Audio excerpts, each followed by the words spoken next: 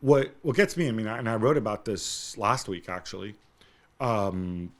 This idea that all they need is a genuine center forward, right? I was thinking about this, and you know, yesterday I was thinking about that. Yesterday, you know where I'm going with this, right? So, and a lot of this was on the back of the game in the Champions League when they had the Dortmund game, right? Kai Havertz's numbers, right? When they say, he's not a 10 because he's a false 9, right? So, okay, I agree with you. Havertz is a raw talent. We played all over the pitch at Leverkusen. Yeah. Then he played a little bit up front, but that was a weird lineup, weird setup back then. Comes here, Lampard used him in midfield, on the wing, wide, up front, whatever, right?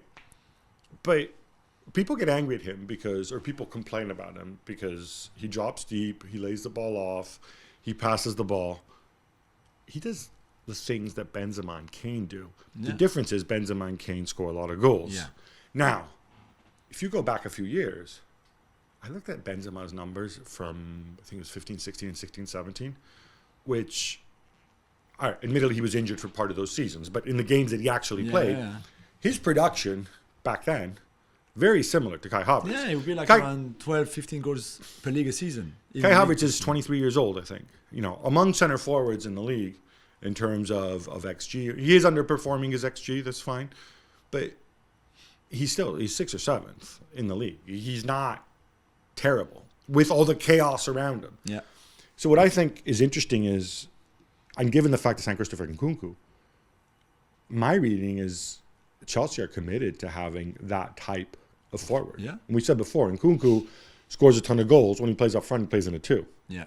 So that's what I find really interesting about that. And I wonder, I don't know if Potter is part of that. If he's not, whatever it is, that seems to be the direction of travel that they're going in. I think I want to say about Havertz is, if you look back, I don't think he's ever played this much football.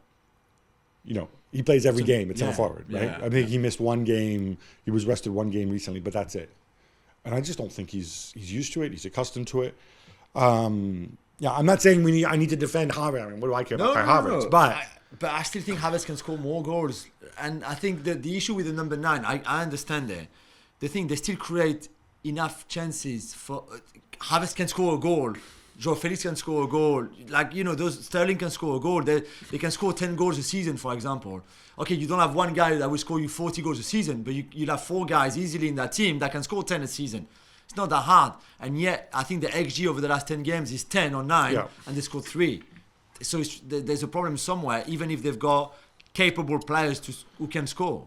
The other thing with Chelsea is, for all their spending, and they've obviously spent an enormous amount of money. I heard somebody say, this is an all-star team. It's not. It's a team that's filled with very expensive players, some of whom, have a high ceiling, or we think they have a high ceiling. But if I ask you now, who are Chelsea's 3 biggest, most reliable, most productive stars right now? What would you say? You mean on the pitch? Yeah, on the pitch. The performances, not the names. The performances. Yeah. Thiago Silva is one. Thiago Silva, who's 38. Yeah. Let me help you. Reece James and Kai Havertz. Yeah. Reece James certainly. Kai Havertz not as And Kai Havertz has not been performing. Yeah. Right? Thanks so much for watching ESPN on YouTube. And for more sports highlights and analysis, be sure to download the ESPN app. And for premium content and live streaming, subscribe to ESPN Plus.